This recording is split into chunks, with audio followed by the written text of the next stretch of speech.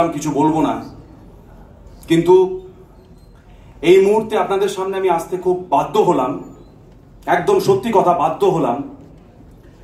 তার কারণ আমরা যে বিষয় নিয়ে আন্দোলন করছি, যে ন্যায় বিচার,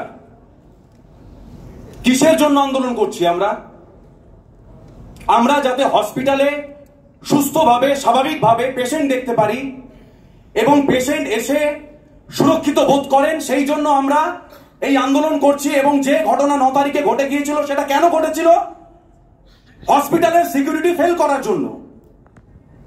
আজকে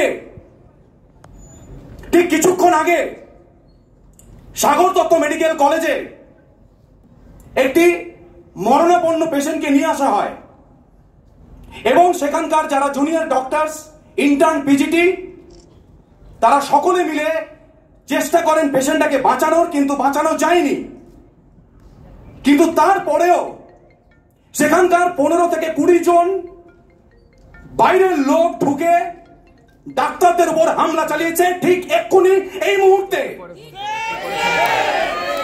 তাহলে এতদিন ধরে আমরা যে আন্দোলন করেছি বা করছি, এবং বারবার যেটা আমাদেরকে বলা হচ্ছে যে আমরা কাজ করছি না, ফাঁকি দিচ্ছি, আমরা এই করছি, তেনা করছি, রাজনীতি করছি, তাহলে আমাদের সুরক্ষার দাবিটা নিয়ে কে কথা বলবে? আমি আপনাদের প্রশ্ন রাখছি, আপনারা এই জবাব দিন, আওয়াজ তুলুন। আমাদের এই সুরক্ষার দাবি কি অন্যায়? আজকে দাঁড়িয়ে আমাদের এই মুহূর্তে কি করা উচিত আপনারা বলবেন। ধন্যবাদ।